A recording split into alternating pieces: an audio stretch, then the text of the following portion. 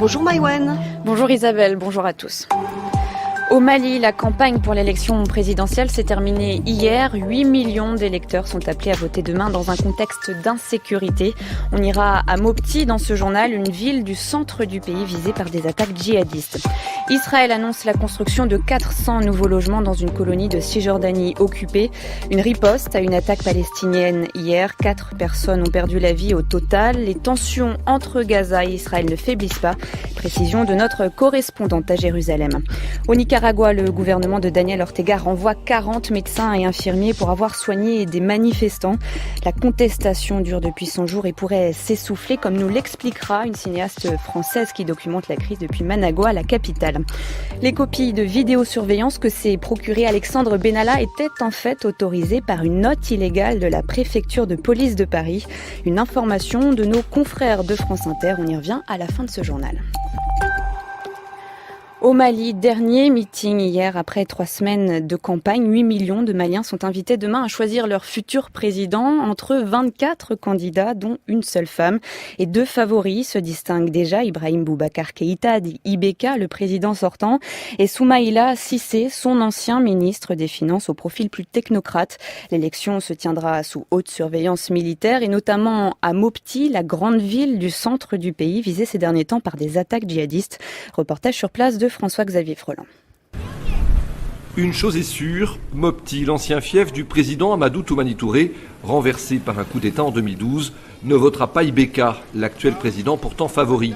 Cette ville était autrefois le grand carrefour commerçant du Mali. C'est ici que partent et arrivent encore quelques pirogues de Tombouctou, chargées de vivres et de produits en tout genre. Mais désormais, l'économie de la ville fonctionne au ralenti. Le tourisme n'existe plus autour du célèbre pays d'Ogon, juste à côté, à cause des actes terroristes et des luttes ethniques qui se sont répandues tout autour, au centre du Mali. Pas plus tard que cette semaine, c'est l'aéroport de Sévaré, juste à côté, qui a été visé par des tirs d'obus. Mopti, une ville symbole du chaos actuel, selon Soumaïla Cissé, l'opposant principal au président IBK, Ibrahim Boubacar Keïta. Entre 2 avions, l'opposant est venu clôturer sa campagne à Mopti pour parler justement de sécurité. Vous savez, dans le temps, c'était pratiquement la deuxième ville économique du Mali, avec l'exploitation du poisson, des peaux de cuir, en direction du Ghana, etc. Les difficultés liées à la pauvreté sont là, de façon générale. C'est bien que ça crée des problèmes d'errance, et ça crée des problèmes d'emploi, et ça finit toujours par le djihadisme. Des jeunes au chômage qui se tournent vers la religion et parfois vers le djihadisme, une justice corrompue, un sentiment d'abandon face à un État absent. Pour le scrutin présidentiel de dimanche, d'importantes mesures de sécurité ont été prises, en protégeant notamment les bureaux de vote dans le nord, mais aussi dans la région de Mopti. Reportage de François-Xavier Freland. Nouvelle violence hier lors d'une manifestation dans la bande de Gaza. 3 personnes ont été tuées du côté palestinien, 1 personne du côté israélien. Tous les vendredis, des manifestants se rendent à la frontière avec Israël pour demander le droit du retour des réfugiés palestiniens sur leur terre. Ces manifestations ont déjà fait 156 morts et des milliers de blessés depuis fin mars. La perspective d'une guerre entre Israël et Gaza occupe désormais tous les esprits. À Jérusalem, précision de Marie Semelin. 7000 personnes manifestaient hier d'après l'armée israélienne qui évoque des heurts violents et ces directives sont inchangées, tirer sur quiconque s'approche trop près de la frontière. Un homme de 43 ans et un garçon de 12 ans sont morts de tirs dans la tête. Ce matin, un adolescent de 17 ans est aussi mort de ses blessures. Les tensions sont sur plusieurs fronts. Aux manifestations s'ajoutent les cerfs-volants. Le gouvernement israélien veut une réponse militaire à ces cerfs-volants incendiaires envoyés par les manifestants gazaouis qui ont provoqué de nombreux départs de feu dans l'État hébreu. Et depuis la fin mai, les bombardements israéliens et les tirs de roquettes gazaouis sont devenus réguliers. Dans le reste des territoires palestiniens, en Cisjordanie, cette semaine, une attaque au couteau d'un Palestinien dans une colonie israélienne a fait 1 mort et 2 blessés. En riposte, Israël a annoncé la construction de 400 nouveaux logements dans cette même colonie. La situation est très volatile et sur les ondes et les plateaux télé, les analystes analystes politiques s'interrogent. Y aura-t-il une nouvelle guerre ? L'Égypte et l'ONU tenteraient de négocier une trêve entre Israël et la bande de Gaza, impliquant notamment un allègement du blocus imposé à l'enclave palestinienne. Sans succès pour l'instant. Correspondance à Jérusalem de Marie Semelin. Au Nicaragua, 40 médecins et infirmières ont été renvoyés hier de l'hôpital public de Léon, dans le nord-ouest du pays où ils travaillaient. Ils sont accusés d'avoir soigné des manifestants et soutenu des rassemblements contre le président Daniel Ortega. Depuis 100 jours, le Nicaragua est touché par une vague de manifestations violemment réprimées par le régime. Environ 300 personnes ont été tuées. La contestation ne s'essouffle pas, mais les jeunes qui mènent la fronde sont arrêtés, ce qui pourrait finir par asphyxier le combat. Comme l'explique Florence Jauget, elle est cinéaste et travaille au Nicaragua depuis 25 ans. Depuis 3 mois, elle documente la crise. On ne voit pas la lumière au bout du tunnel. Ça fait 100 jours, les gens sont épuisés. Combien de temps vont-ils tenir ? Combien de morts encore va-t-il falloir ? Va-t-il falloir que le peuple s'arme ? C'est ça qui est terrible. Je veux dire, combien de temps va tenir ce peuple ?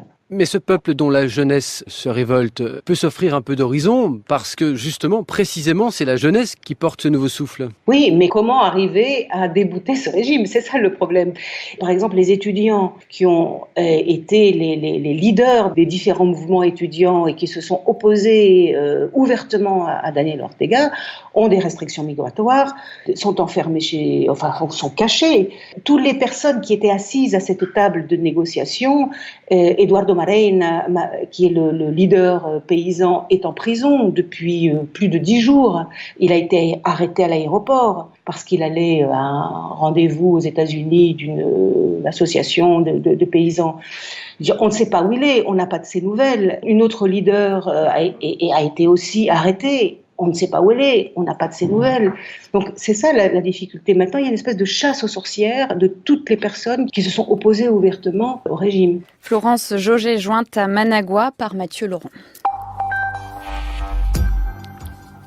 Carles Puigdemont de retour en Belgique aujourd'hui. C'est depuis Waterloo, dans la banlieue bruxelloise, que le leader indépendantiste catalan compte désormais poursuivre son combat séparatiste sur la scène internationale.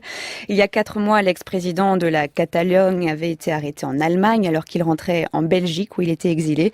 L'Espagne a finalement retiré le mandat d'arrêt européen le visant, ce qui lui permet désormais de circuler librement dans tous les pays européens, sauf à Madrid où un mandat d'arrêt national a été émis contre lui.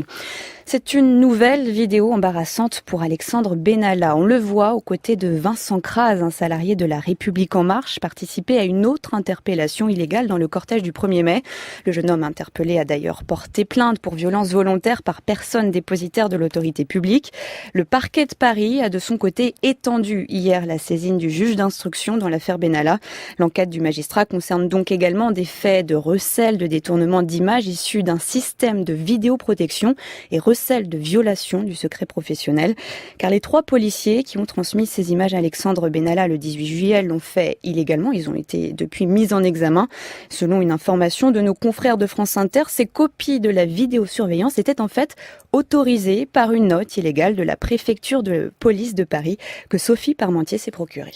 La note date du 21 février 2017. Elle est signée de la main d'Alain Gibelin, directeur de l'ordre public et de la circulation à Paris. Cette semaine, devant les députés, ce directeur a dénoncé l'attitude des 3 policiers qui ont transmis le 18 juillet à Alexandre Benalla une copie de la vidéoprotection du 1er mai. Le préfet de police les a lui aussi accusés de dérive et de copinage malsain et le préfet de rappeler devant la commission d'enquête que ces images auraient dû être effacées au bout d'un mois. Comment donc expliquer qu'elles existent encore en juillet? En fait, celui qui reconnaît avoir fait une copie de la vidéosurveillance dès le 2 mai, le commissaire Maxence Crezat, avait carte blanche dans son service pour le faire, selon cette fameuse note numéro 16-2017 que nous nous sommes procurés. Cette note autorise l'extraction d'images de vidéoprotection dans le cadre de retours d'expérience pour des synthèses internes à la préfecture de police de Paris. Le problème, c'est que la loi ne le permet pas puisque la loi ordonne l'effacement automatique automatique des bandes au bout de 30 jours, sauf en cas de réquisition judiciaire. Et en pleine affaire Benalla, Emmanuel Macron remonte légèrement dans l'opinion selon la dernière édition du baromètre Harris Interactive Délit d'opinion publié aujourd'hui. 42% des personnes interrogées font confiance au chef de l'État, un score en hausse de 2 points par rapport au mois dernier. La météo de cet après-midi, quelques averses et orages de l'Alsace à l'est du Rhône. Le ciel est nuageux, notamment dans le sud-ouest, avec des températures en baisse, 20 à Brest et 24 à Toulouse. Il est 12h40 sur France Culture. Ce journal a été réalisé par François-Charles Domergue et Alex Dang à la technique.